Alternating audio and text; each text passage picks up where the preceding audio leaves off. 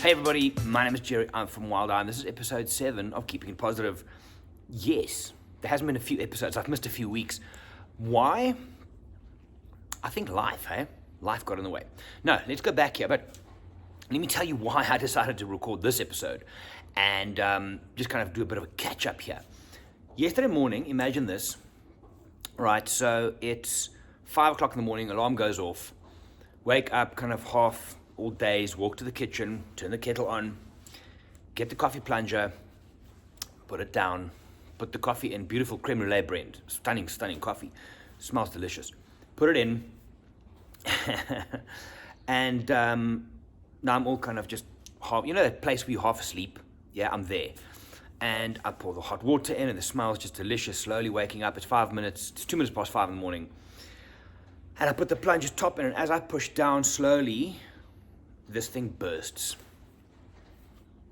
all over me.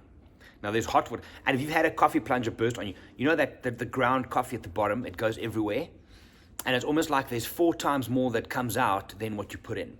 Anyway, this thing burst on me. So now I'm covered in hot water and coffee grind. It's on the floor, it's everywhere. I'm like, just, okay, breathe. Not a great start. Anyway, make normal coffee, have that, get showered, get to my car, and it doesn't start. Okay, not a problem. Get another car, pull the other car in front, a mini, new one, and the problem is you can't easily jump start from there because the panels are hidden underneath. Anyway, let's try and push start this thing. Push it up. As it comes down, 3-4 times, nothing, 0. Then I phone my sister, who also works here, so I think maybe she could drive with me, but bring your car, let's jump start. So she brings her car, pulls in front of mine, we attach the jumper cables, still nothing. Sense of humor is pretty much fucking done now. Nothing's funny anymore. Actually, nothing was funny since after the coffee, but moving on. So then we figure out maybe it's my jumper cables that's also broken. Phone my dad, lives around the corner. Hey, do you have jumper cables? Yes, I do. Do you want to come fetch them? Well, I can't, but my sister will. So sister drives, Krista goes, and she fetches them, comes back, jump start, and we're good. Now we're good.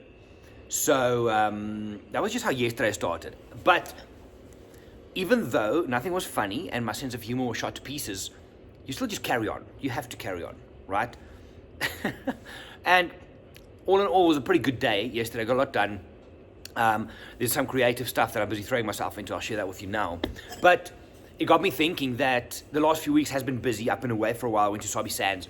So that's why I didn't do these. I've still got a couple of submissions that you guys sent through 2-3 weeks ago. But just the idea of life just fucking with you. What can you do? You got to carry on. And just keep smiling, hey? So I thought, let me do this morning. It's Friday morning in the office. There's nobody here yet. Beautiful sunrise at where I'm sitting here. It's pretty nice. But yeah, I'm going to get back into this. And with everything else that's been happening the last while, and I'm not talking, the world is still pretty fucked up, let's be honest. It's messy, right? But just everything on our side. So I'm not traveling again at least until February by the look of it. Unless something changes. If miraculously everything works and opens up, yeah, sure, we'll do some private guided trips. If you keep, let me know. But at this stage, nothing much. So we have to settle into the normal that's new, or the new normal that everybody's carrying on about. But what does that mean? Because for someone who travels, my most, I think, was 220 days in a year that I traveled. Last year was about 180, down to 0. Well, I lie. I mean, I did a little bit in the beginning of the year, but still, you have to adapt. And in my mind, I mean, the thing that I normally used to do was put out wildlife content all the time. And I still, I mean, it is a passion, it's what I do. I'm good at it. I love to teach people about it. But it's both difficult and frustrating, I think, to attempt to not go to these places and still produce that content, because you're going to get repetitive, right? But the mindset change is now we can start teaching at the back of it, to take old stuff and start teaching around it. But also, and I mean, as someone who's a little bit more creative inclined, if that's a thing, yeah, needed something more. So the one thing that I'm doing is, and this is on the side, initially I spoke to Jonathan yesterday, is it's not necessarily for work at this stage. I'm doing it for me. Oh, wait. before the coffee incident, I almost forgot. So the day before the coffee incident happened on the infamous coffee incident of 2020. It happened the day before, was yesterday. So the day before, we went out to Henops River to go and do some new content, which I'm going to tell you about now. And I take a little drone, DJI Spark.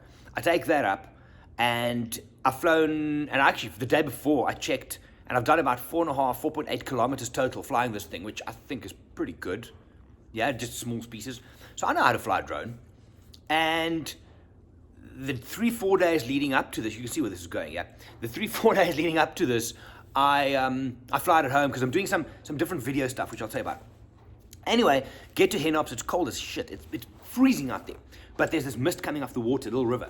So I take the drone up, I fly it, and there's a waterfall. So take it up over the waterfall, beautiful footage. And we carry on, and we're doing some filming and interviews and stuff. And a little bit further on, the river's there again. So there's a bridge over the river, and there's this low river, trees hanging over, mist rising, sun coming through. I mean, angels are weeping. This is beautiful, right? So I launch the drone. Johan's standing next to me. The drone goes up, and I'm about 1.5 meters above the water. Gimbal post kind of a little bit down, and I fly this thing over the water, but slow, in tripod mode, for those of you that know. So it's a slow cinematic feel. Flying, remember, I've flown this thing for 4 or 5 days before, every day, no hassles. And as I'm flying, I'm looking on the screen for the visuals, because it's a straight river. And suddenly this thing just goes, bzzz, and it just goes. Fuck. It just goes. It's like, you know when your dog runs in the garden and they just freak out, and the drone did that. And the drone just goes. Nothing. It doesn't react. It doesn't talk to me. Nothing. It bangs to the side, hits a tree, it goes in the river. It's gone now. So I lost my drone in the water on Wednesday. Then the next morning starts with coffee, then cars and jumper cable. So it's been real. But anyway, what was I telling you this? Oh, so the one thing I'm doing now on the side, so I'm doing a course in After Effects. I can do video editing. I know Premiere Pro and those kind of things. But After Effects is a whole different beast. It's like advanced Photoshop for video. And a lot of it comes from TikTok. We'll be playing with transitions and stuff. And it's something I would have never had time for had I been traveling as much as I normally do. So to me, that's making the positive out of something. It's doing something new, expanding your mind and your creativity and your energy and your positivity into something else. And initially, I'm not going to use it for work. I'm doing it for me. It will spill over into work eventually. But I think something like that, this whole lockdown thing we're living through, it's bizarre. But it's allowed me to do stuff like that and to focus on me for a change, which I haven't done for a long time. And it's super exciting. And the drone came in because I was looking at some transitions and stupid stuff where you would take your phone, you would put it close to your face, and then you put the drone to your face and you pull it straight up. So you get that interesting transition up, if you know what I mean. But now I can't do that. So I think doing stuff like that on the side is a result of looking at the positive side of this fucked up time we're living through. And it's fun. I did about 3.5 hours of this course last week. Tomorrow, Saturday, I'm going to try and smash out another 4 or 5 hours because it's actually interesting and it's something that I can apply and do. It's good fun. So that's a positive, I think. Lockdown is also, initially when we were in level 5 in South Africa, you couldn't do shit. You couldn't go anywhere, right? You literally couldn't go anywhere at home, so you had to train from home.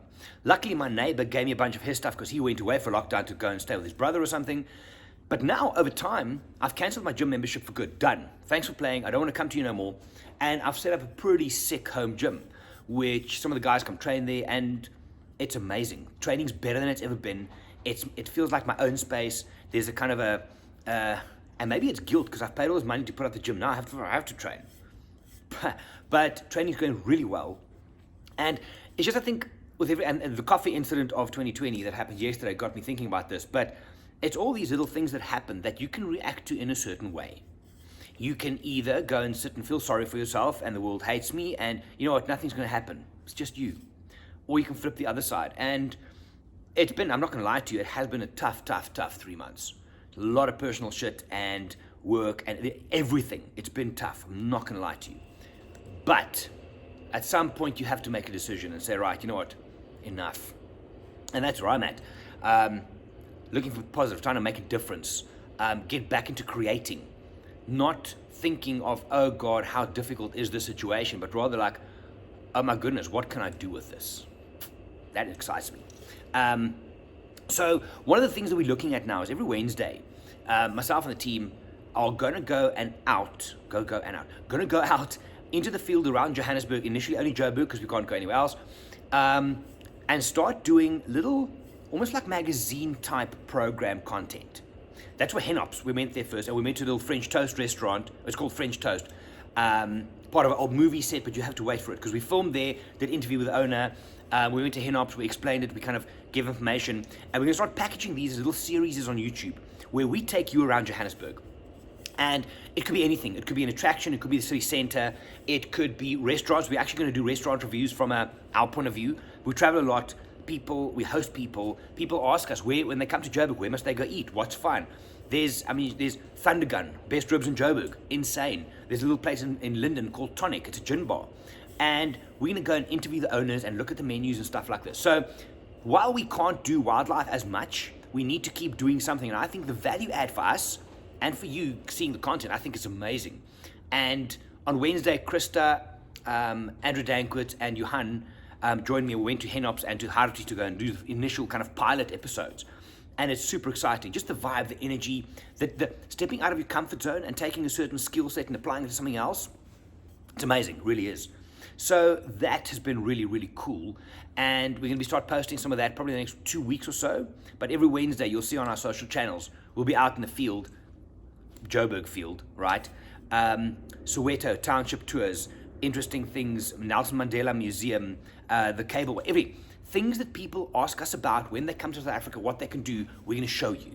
And we're going to try and go a little bit deeper, so that's fun. Anyway, I'm carrying on now. It's 11 minutes into this thing. I am going to get back onto this. I'm going to try and do it every week. And yes, I'm going to do submissions again. I'm just in the moment where I've kind of stood back. And it's like a bit of a chess game of content and just planning out for the future. Because the model that used to work has changed, and so do we. We have to change. So it's a bit of a kind of a thinking period, but there's some pretty cool stuff coming out of this. So that's it. Anyway, it's Friday. I hope you guys are well wherever in the world you are. Stay in touch. If you have submissions for this, go look at the previous episodes.